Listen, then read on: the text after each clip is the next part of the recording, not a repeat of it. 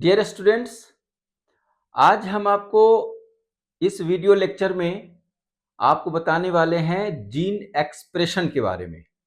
Gene expression क्या चीज होता है? जैसे मान लीजिए कि हमारा पंखा लगा हुआ है, बल्ब लगे हुए हैं घर में, लेकिन उसके स्विच जब तक हम ऑन नहीं करेंगे वो हमें चलेगा नहीं, राइट?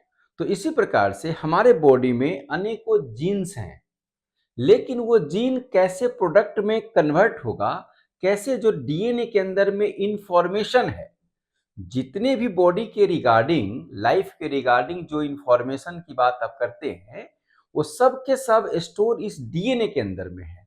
ठीक है, तो डीएनए से कैसे प्रोडक्ट में कन्वर्सन होगा, इसी को बोलते हैं जीन एक्सप्रेशन। ठीक है, all the information regarding all the characters. जैसे मान लीजिए कि स्टमक है, डाइजेशन कैसे होगा, वहां उसमें एंजाइम कौन से एक्ट करेगा, तो एंजाइम का बनना, प्रोटीन का बनना हुआ, प्रोटीन को कौन रिले करेगा? आरएनए। आरएनए कहां से आएगा? डीएनए से। तो डीएनए से आरएनए और आरएनए से प्रोटीन का कन्वर्सन होता है। ऐसा ये सेंट्रल डोग्मा ऑफ लाइफ में हमने पढ़ा है। अब हम आपको ये बता रहे हैं कि कब जीन का एक्सप्रेशन होगा और कब जीन का एक्सप्रेशन नहीं होगा। कब कोई जीन एक्सप्रेस करेगा, अपना प्रोडक्ट बनाएगा, प्रोटीन्स बनाएगा, कब नहीं बनाएगा।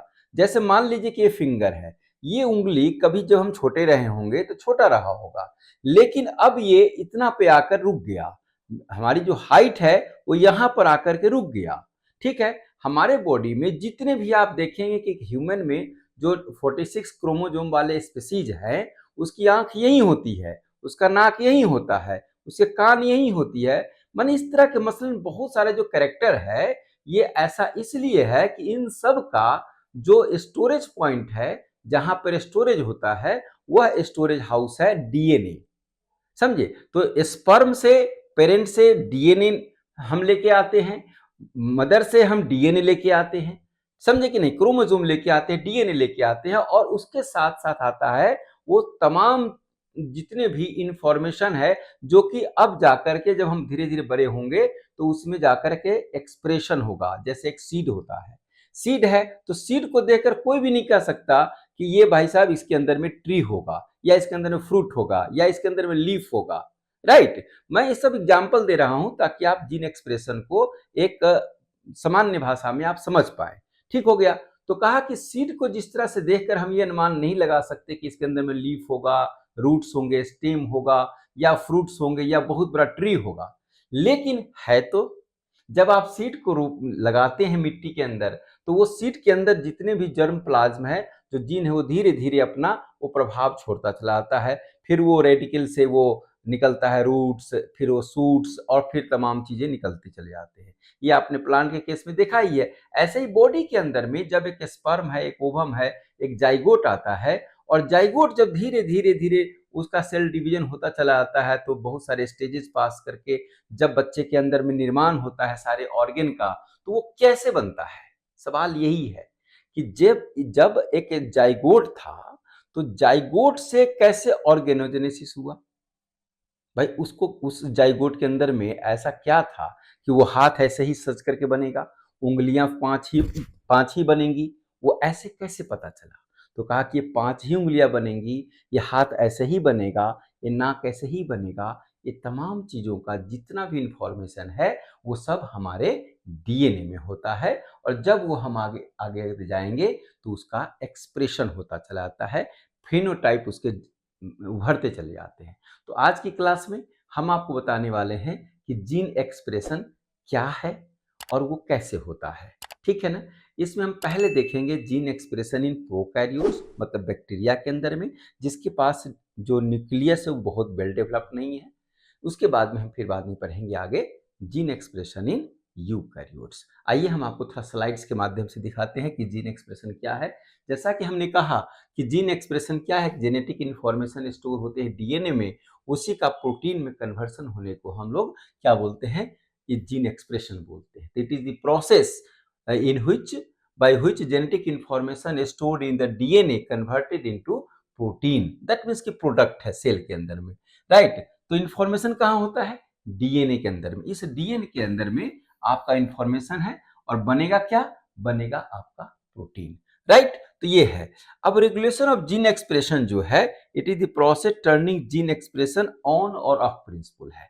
इसमें ऑन और ऑफ प्रिंसिपल है, दो प्रकार के प्रिंसिपल्स होते हैं कि जब हमको जरूरत है तो हम उसको ऑन कर दें, अब जब हम नहीं है जरूरत पूरी हो गई तो हम उसको ऑफ कर दें, राइट? तो अब यहाँ पर देखिए कि प्रोकैरियोट्स के अंदर में, मतलब कि बैक्टीरिया के अंदर में, जिसके पास पूर्णतः आप देखेंगे बैक्टीरिया के अंदर में, ये बैक्टीरिया है, इसके अंदर में जो डीएनए है वो इस प्रकार से बिखरा हुआ है, मतलब देरी। अब हम लोग के यूकैरियोट्स में देखेंगे तो यूकैरियोट्स का ये है, यूकैरियोट्स में बिल्कुल अच्छे से आपको यहाँ पर न्यूक्लियस, वेल डेवलप न्यूक्लियस मिलेगा।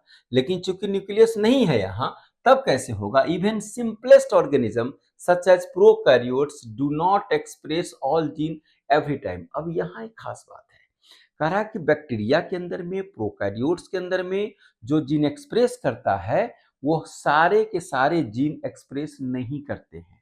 यहाँ पर दो प्रकार के जीन्स हैं।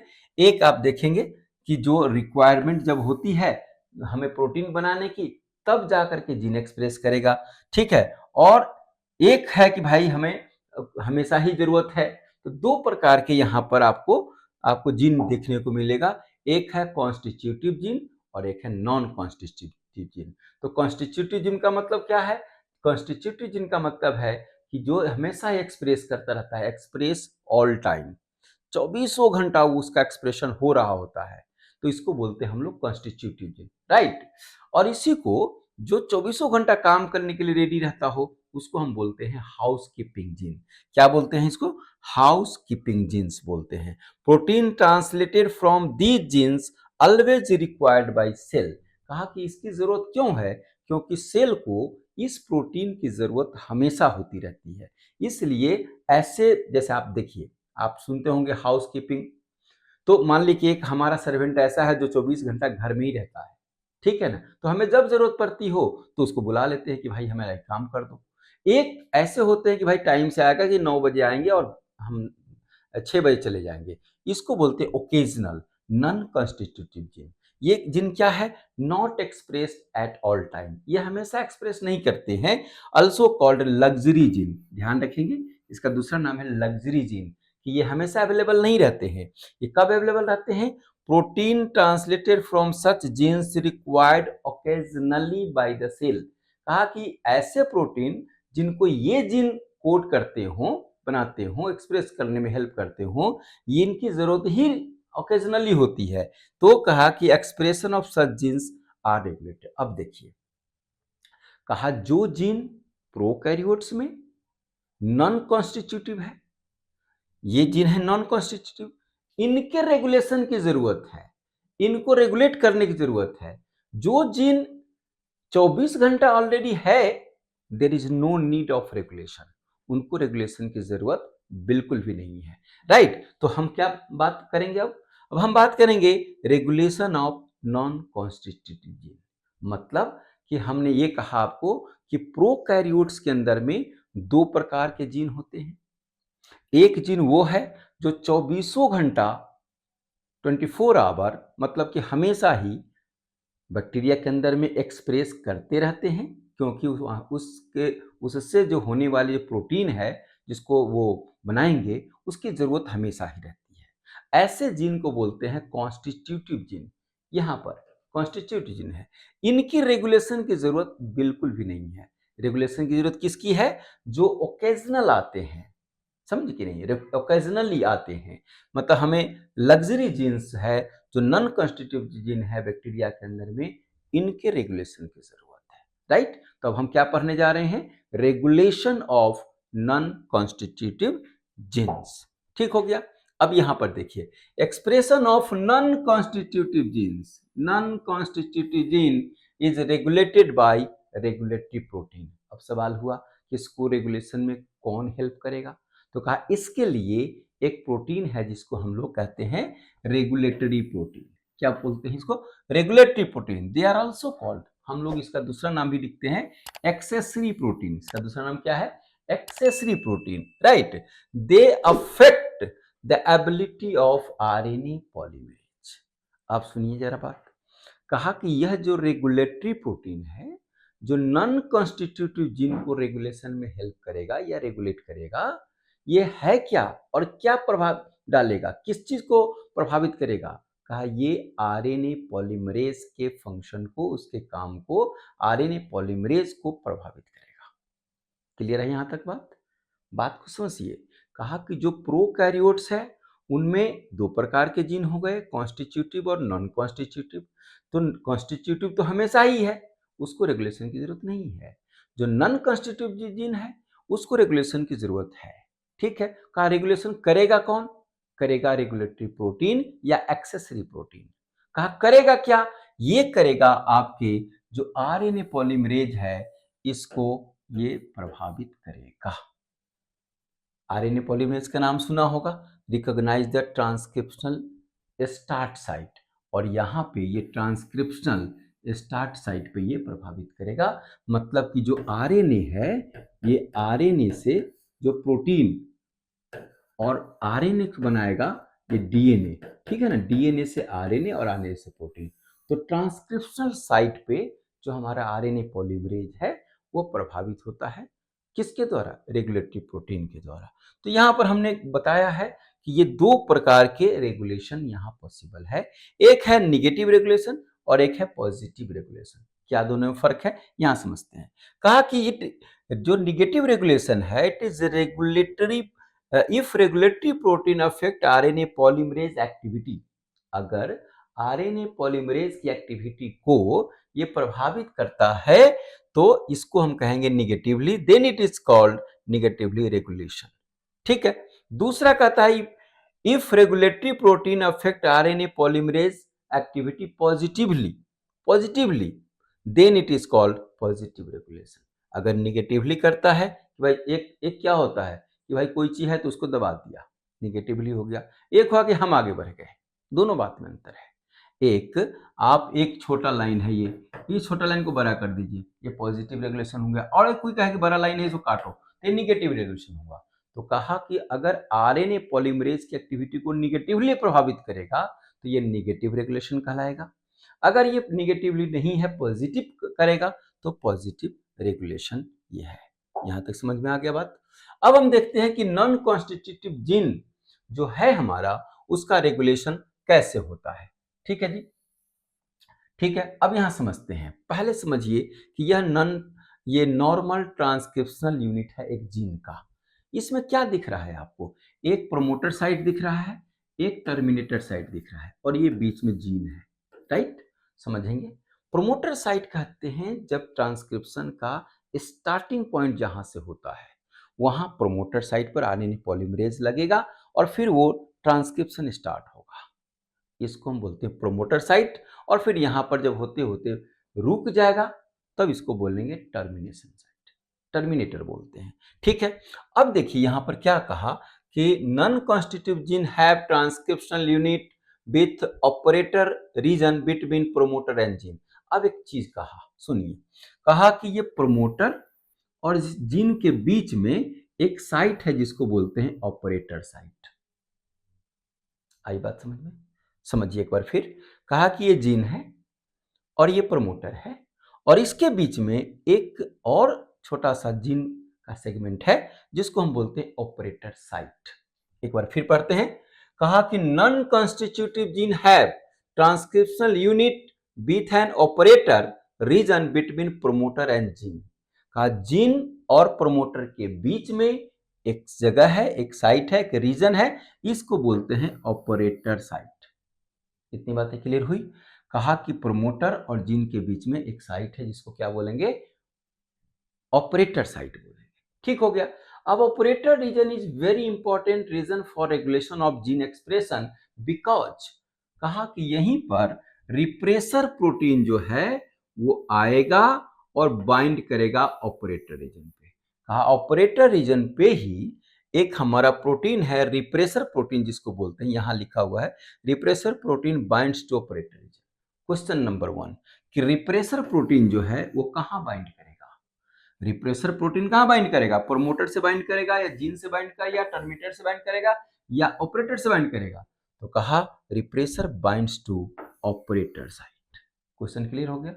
तो पहले समझिएगा, इसमें हमको एक बार कंक्लूजन देते हैं आपको कि जो ये जीन का सेगमेंट है जहां ट्रांसक्रिप्शन होना है, एक प्रोमोटर साइट है, एक टर्मिनेटर साइट है, ये जीन है पूरा। तो जीन और प्रोमोटर के बीच में ऑपरेटर एक रीजन है जहां पे एक रिप्रेसर आकर के बाइंड करेगा। क्लियर हो गया? तो यहां पर बाइंड करेगा। इतनी बातें हो गई। अब देखिए यहां पे कह रहा है पहला केस, एक एक करके देखेंगे, बड़े आराम से समझते चलते हैं। कह रहा पहला केस हमारा है, तीन पॉसिबिलिटी हो सकता है। कितने पॉसिबिलिटी हो सकते हैं? तीन पॉसिबिलिटी हो सकते हैं ट्रांसक्रिप्शन का ऑफ और ऑन होने में। पहला पॉसिबिलिटी क्या है सो सुनिए। कह रहा है repressor not bound to operator region. कहा लो भाई, ये ऑपरेटर रीजन है, ये रिप्रेसर यहां पर बाइंड ही नहीं किया। तो बाइंड नहीं किया तो क्या हुआ? RNA polymerase bind promoter. तो जो आरएनए था वो प्रोमोटर पर बाइंड कर गया। भाई यहां पर ऑपरेटर साइट जरूर है, लेकिन जो रिप्रेसर आके यहां बाइंड करता वो है ही नहीं, बाइंड ही न किया। तो क्या किया? प्रोमोटर पर आरएनए पॉलीमरेज बाइंड किया और यहां से आरएनए बनाना शुरू कर दिया, एमआरएनए बनना शुरू कर दिया। ठीक है, यही देखिए RNA polymerase bind promoter region, it moves through the promoter and operator region. Once it crosses operator, एक बार यहां से ये क्रॉस कर दिया ऑपरेटर को, ठीक है, तब क्या कहता है? Transcription occurs as usual and the rate of transcription is normal. मतलब कि प्रमोटर के बाद ऑपरेटर साइट है, लेकिन अगर यहां कोई रिप्रेसर बाइंड नहीं किया, तब कोई बाधा नहीं है, तो आरएनए पॉलीमरेज प्रोमोटर साइट पे बाइंड करेगा। और प्रोमोटर साइट पे जब बाइंड कर दिया आरएनए पॉलीमरेज, तो ट्रांसक्रिप्शन होगा। ट्रांसक्रिप्शन हुआ और आरएनए या एमआरएनए यहां पर बनना शुरू हो गया। तो दिस इज ट्रांसक्रिप्शन। ये ट्रांसक्रिप्शन हो रहा है, यहां पर हो रहा है, मतलब कि ऑन है। अब दूसरा पॉइंट देखते हैं, दूसरा case, repressor bound to operator. अब देखिए, अब कहा है जो रिप्रेसर प्रोटीन है, repressor bind to operator region. यहां देखिए ये रिप्रेसर है और यहां पर बाइंड करेगा, यहां बाइंड कर गया। सेकेंड रीजन में देखिए आप, RNA polymerase bind to promoter and move further. अब देखिए यहां पे, अब ये कह रहा है कि ये since repressor is present on the operator, RNA polymerase can not move further. भाई अब ये आरएनए पॉली सॉरी ये रिप्रेसर बाइंड कर गया ऑपरेटर से, तो ये बहुत बड़ा बाधा है। यहां पर आरएनए पॉलीमरेज पर प्रोमोटर बाइंड भी किया तो इसको क्रॉस नहीं कर पा रहा। एक ऑब्स्टेकल है, एक प्रॉब्लम है, एक यहां पर एक बाधा है। हम खड़ा हो गए, भैया तुम आ रहे हो इधर से, तुम आओ, हम तुमको जाने ही नहीं देंगे। तो नहीं जाने देंगे तो आगे का एमआरएनए बनेगा कैसे? नहीं बनेगा। तो कहा कि जब ऑपरेटर साइट पे रिप्रेसर प्रोटीन बाइंड कर जाएगा, तो ये आरएनए पॉलीमरेज इसको क्रॉस नहीं कर पाएगा और यहां पर नो ट्रांसक्रिप्शन, यहां पर देखिए लिखा हुआ है नो ट्रांसक्रिप्शन, नो ट्रांसक्रिप्शन नीचे लिखा हुआ है, तो यहां पर ट्रांसक्रिप्शन नहीं होगा। ठीक हो गया? तो ये हो गया आपका hence RNA polymerase falls off और नो ट्रांसक्रिप्शन, यहां पर ट्रांसक्रिप्शन बंद हो गया। तीसरा केस देखिए, तीसरा केस में क्या देख रहे हैं आप? तीसरा केस में देख रहे हैं कि repressor bound to operator region. अब कई बार ऐसा होता है कि भाई ऑपरेशन यहां बाउंड कर भी गया, देख रहे हैं आप, once bound the operator region, the repressor does not get fixed over there permanently. Every protein has a fixed life span. Yes, सबका फिक्स्ड लाइफ स्पैन है यहां पे, किसका? प्रोटीन का। So repressor protein bound to operator region is degraded. यहां bound किया तो जरूर, लेकिन ये डिग्रेड कर गया, और जैसे ही कर गया, after some time and replaced by repressor protein, right? This repressor protein should be constitutive produced. तो अब यहां पे क्या होगा? यहां पे बाइंड भी कर गया, तभी भी इसके साथ एमआरएनए बनाता रहेगा। RNA polymerase sneaks before repressor bind to the operator region. ठीक है, इसको क्रॉस करके आप बना देंगे। तो क्या लिखा है? Sometimes RNA polymerase sneaks in and cross operator region before the new repressor bind the operator, right? Therefore transcription occur. तो यहां भी आपको ट्रांसक्रिप्शन होगा, यहां पर ट्रांसक्रिप्शन होगा। निगेटिव रेगुलेशन का क्या मतलब है? presence of repressor affect the functioning of RNA polymerase negatively, hence decreasing the rate of transcription initiation. तो इतनी ही बातें हैं, इसको हम बोलते हैं जीन रेगुलेशन इन प्रोकैरियोट। तो दो ही बात आपको समझ में आई होगी यहाँ कि जब हम ये प्रोमोटर साइट था, एक जीन था, टर्मिनेटर साइट था, प्रोमोटर और इसके बीच में एक ऑपरेटर आया, ऑपरेटर पर जब कोई रिप्रेसर प्रोटीन बाइंड कर जाएगा तब ट्रांसक्रिप्शन नहीं होगा, ठीक है। जब नहीं है तो बाइंड करेगा पॉलीमरेज और यहाँ से ट्रांसक्रिप्शन होगा। बस इतनी ही सी बात है, ज़्यादा इसमें उलझने की जरूरत नहीं है, बड़े आराम से समझिए, ठीक है। आगे हम देखते हैं इसको, ठीक है। अब इसमें जो है प्रोकैरियोट्स में एक लैक ओपेरॉन है, एक कॉन्सेप्ट है जैकब मोनार्ड साहब का, लैक ओपेरॉन। अब सुनिए, यहाँ पर लैक का मतलब है लैक्टोज। अब लैक्टोज क्या है?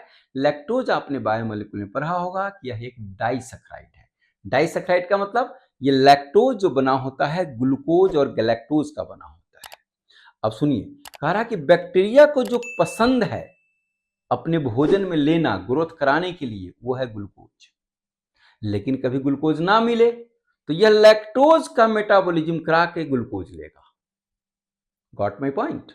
पहला हमने कहा कि ग्लूकोज पसंदीदा फूड है बैक्टीरिया का, लेकिन कभी कभी अगर ग्लूकोज प्रेजेंट नहीं हुआ तब क्या लेगा? लैक्टोज के मेटाबॉलिज्म करके यह ग्लूकोज को कंज्यूम करेगा। तो कहा लैक्टोज का मेटाबॉलिज्म करेगा कैसे? इसी बात को बोलते हैं लैक ओपेरॉन।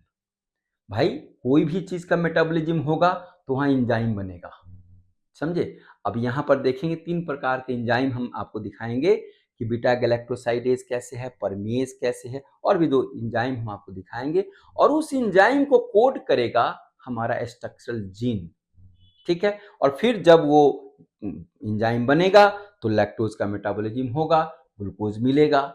जब एंजाइम नहीं बनेगा तो लैक्टोज का मेटाबॉलिज्म नहीं होगा, ग्लूकोज उसको नहीं मिलेगा। तो कहा कब लैक्टोज का मेटाबॉलिज्म होगा और कब नहीं होगा, ये किस बात पर डिपेंड करेगा? तो ये डिपेंड करेगा आपके जीन के एक्सप्रेशन पे कि क्यों? क्योंकि देखिए प्रोटीन बनेगा, प्रोटीन ही तो एंजाइम है।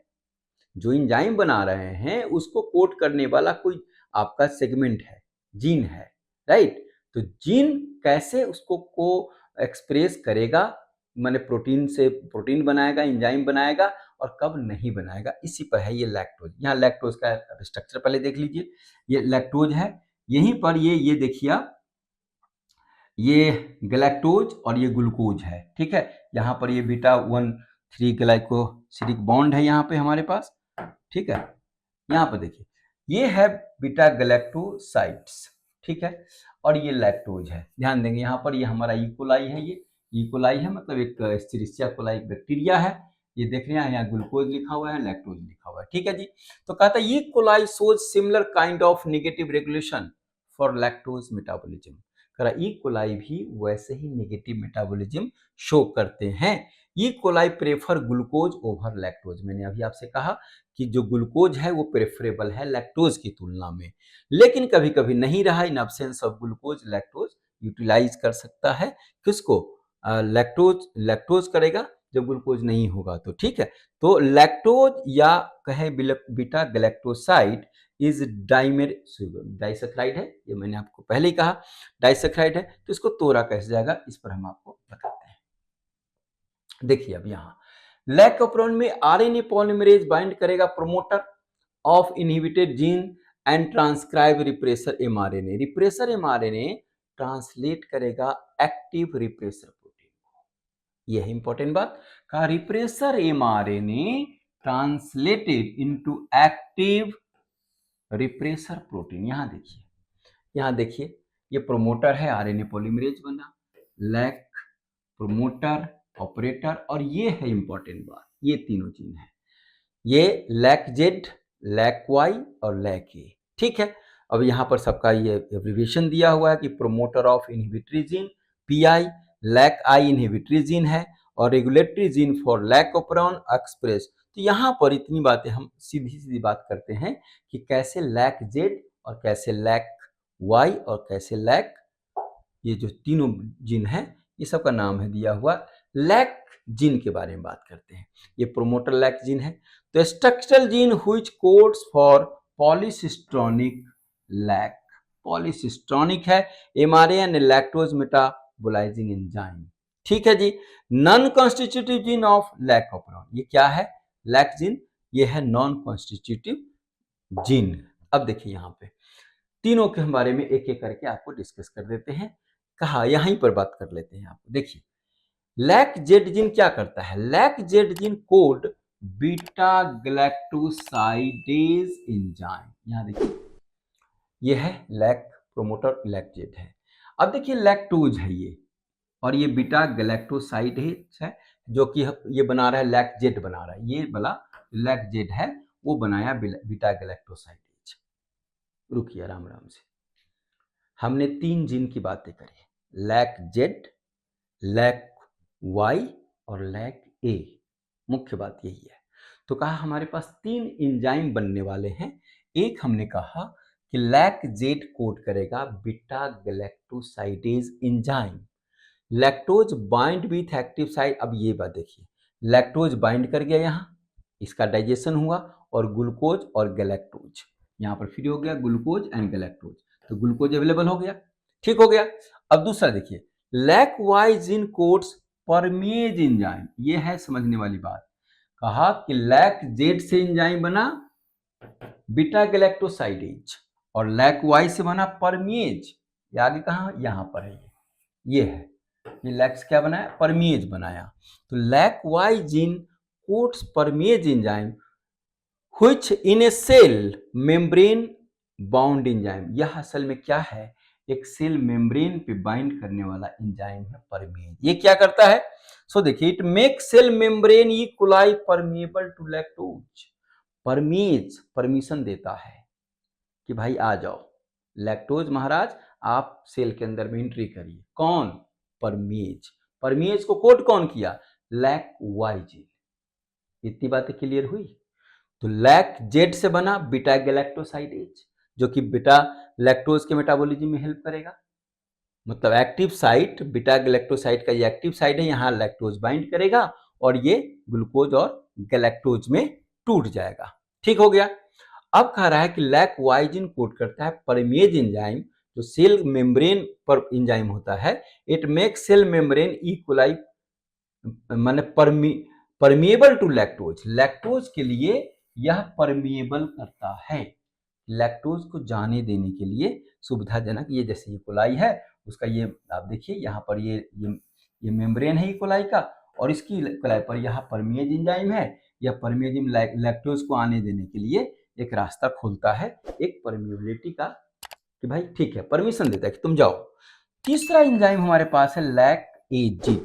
तो लैक ए जीन कोड करता है ट्रांस एसेटाइलेज एंजाइम, नाम रखिए आप, trans acetylase enzyme. It helps trans acetylation reaction. ये क्या हेल्प करता है भाई? Trans acetylation reaction. Other function of trans acetylase not known. ठीक है। तो तीन जीन और तीन एंजाइम, ट्रांस एसेटाइलेज मतलब ये हुआ ट्रांस एसेटाइलेज एंजाइम के बारे में।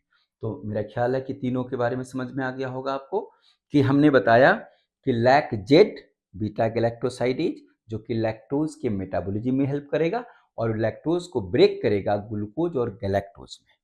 क्लियर बात। दूसरा है कि लैक्टोज के लिए ई कोलाई का जो मेम्ब्रेन है वो कैसे दरवाजा खोलेगा, उसकी परमिलिटी कैसे बढ़ेगी, तो उसके लिए एंजाइम है, एक जीन है हमारा लैक वाई जीन। यह लैक वाई जीन एक एंजाइम कोड करेगा जिसको बोलते हैं परमेज। पूरा नाम क्या है इसका? परमेज एंजाइम। ठीक है। यह परमिलिटी ऑफ लैक्टोज को बताए, माने हेल्प करेगा उसको। ठीक हो गया। अब देखिए ये जो लैक ओपेरॉन है, लैक्टोज के बारे में जो बात की गई, यह एक सिस्टम है। ये जो जीन का ग्रुप आपने देखा कि प्रोटोन यहाँ से लेकर यहाँ तक इतने बड़ा जो देखा आपने, ये बैक साइड में थोड़ा सा देखिए आप, ये जो आपने देखा इतना बड़ा जो सिस्टम देखा है, इस सिस्टम को क्या बोलते हैं? तो एक भाई साहब थे, बड़े वैज्ञानिक भाई साहब थे यहाँ पर, Francisco Jacob and Jack Monod. तो जैकब एंड मोनार्ड के नाम से हम लोग इसको जानते हैं। तो जैकब मोनार्ड साहब ने एक लैक ओपेरॉन थ्योरी दिया। उसमें एक टर्म आया ओपेरॉन, नाम से पता क्या चलता है कि ओपेरॉन एक सिस्टम है। ओपेरॉन क्या है? एक सिस्टम है जहां पर पॉलीसिस्टोनिक structural gene is regulated by common promoter and regulatory protein. यह एक सिस्टम है लैक ओपेरॉन जहां पे पॉलीसिस्टोनिक structural gene is regulated by common promoter and regulatory protein. जैसे लैक ओपेरॉन है, ट्रिप्टोफैन ओपेरॉन है, बहुत ये सब का नाम देखें, ये सब एमाइनो एसिड के नाम पे है, हिस्टिडीन, वैलिन और ये सब नाम है, एलानिन, ये सब के नाम से है। तो लैक ओपेरॉन है अपना कार्बोहाइड्रेट वाला, ये सब आप देख रहे हैं एमाइनो एसिड के नाम पे है operon. Lac operon was discovered by Jacob and Monod, और इस बात के लिए उनको क्या किया है? नोबेल पुरस्कार भी मिला है, क्योंकि बहुत बड़ा रहस्य ये उजागर करता है जी जैकब मोनाट साहब का। ठीक है जी, तो ये हमने आपको बताया। हाँ, वही कहानी है फिर से। E coli does not feed lactose. कह रहा ई कोलाई लैक्टोज को फीड नहीं करता, तो फिर क्या करेगा? ये कह रहा E coli does not feed on lactose normally because E coli prefer glucose. मैंने पहले कहा आपसे, तो कहा RNA polymerase bind to the promoter of inhibitory gene, transcribe repressor mRNA which forms active repressor, जो कि एक्टिव रिप्रेसर बनाएगा। ठीक है, ऑपरेटर रीजन पे बाइंड करेगा और RNA polymerase can not move further, so no transcription. तो यहाँ पर ये ऑफ प्रिंसिपल हो गया। ठीक है, यहीं पर ये कहानी है ऑफ प्रिंसिपल की, कि कब ट्रांसक्रिप्शन नहीं होगा और कब ट्रांसक्रिप्शन होगा। तो पहला केस है यहाँ पे कि जहां पर ये ट्रांसक्रिप्शन नहीं हो रहा है, इसको हम लोग इसको बोलते हैं लैक जीन एक्सप्रेशन, ये ऑफ हो गया, यहाँ पर एक्सप्रेशन नहीं हो रहा है, रुक गया, हमें जरूरत नहीं है। और दूसरा है वही कहानी, ई कोलाई प्रेफर लैक्टोज, तो यहाँ पर ये बनेगा और ये एक्टिव रिप्रेसर, इसको ये थोड़ा सा नीचे है, ये लैक्टोज बनेगा और लैक जीन एक्सप्रेशन ऑन है, तो इसको ऑन प्रिंसिपल। तो जैकब मोनाट साहब ने ऑन और ऑफ प्रिंसिपल के नाम से ही ओपेरॉन सिस्टम को बताया था। ठीक है जी, तो ये हो गया। अब E coli feeds on lactose, ये वही कहानी है, लैक जीन यहाँ पर फिर से ऑन हो गया, एक्सप्रेशन है। ठीक है, तो lac operon lactose is the inducer molecule because only lactose bind to the active repressor. Lactose ही बाइंड करेगा एक्टिव रिप्रेसर से और टर्न करेगा इसको इनएक्टिव करेगा। ठीक हो गया, inactive repressor can not bind to the operator region and hence can not block the path of RNA polymerase. RNA poly, तो यहाँ पर हमने एक शॉर्ट में चार्ट के जरिए आप देखिए इसको, इसमें क्या हमने बताया है कि यहाँ पर लैक्टोज इन ई कोलाई अगर एब्सेंट है, सुनिएगा जरा है गौर से, कहा कि लैक्टोज ई कोलाई के अंदर नहीं है तो रेगुलेटरी प्रोटीन रिप्रेसर जो है वो एक्टिव हो जाएगा। एक्टिव हो जाने से क्या होगा? Regulation of lac gene negative हो जाएगा और जीन एक्सप्रेशन का स्विच ऑफ हो जाएगा। दूसरा कहा कि दूसरा सिनारियो है कि अगर प्रेजेंट है लैक्टोज ई कोलाई के अंदर में तो रेगुलेटरी प्रोटीन इनएक्टिव हो जाएगा और रेगुलेशन ऑफ जीन जो हो जाएगा नहीं होगा और ये स्विच ऑन हो जाएगा। ठीक है, so this is all about your gene regulation. ठीक है, अब ये लैक्टोज सब कहने की बातें हैं। ठीक है, तो हम यहाँ पर आपको आज के लेक्चर में ये बताने की कोशिश किया कि कैसे प्रोकैरियोट्स के अंदर बैक्टीरिया के अंदर लैक्टोज की मेटाबॉलिज्म, जैकब मोनाट साहब के प्रिंसिपल ओपेरॉन कॉन्सेप्ट को बताने की हमने कोशिश किया है। मुझे लगता है कि आप थोड़ा समझ गए होंगे। अगर आपको समझ में नहीं भी आया होगा तो आप हमें फिर से बताएंगे, तो हम फिर से इस पर मेहनत करके आपको एक नया फिर से कॉन्सेप्ट देंगे। लेकिन मुझे ऐसा लगता है कि मैंने बहुत सिंप्लीफाई करने की कोशिश किया है इसको, कि लैक ओपेरॉन कॉन्सेप्ट क्या है। इसके पहले हमने आपको और भी चीज़ें बताया कि कैसे कॉन्स्टिट्यूटिव जीन है, नॉन कॉन्स्टिट्यूटिव जीन क्या है, ये तमाम चीज़ों पर हमारी चर्चा हुई और आगे भी हम करेंगे। ठीक है जी, ओके, थैंक यू।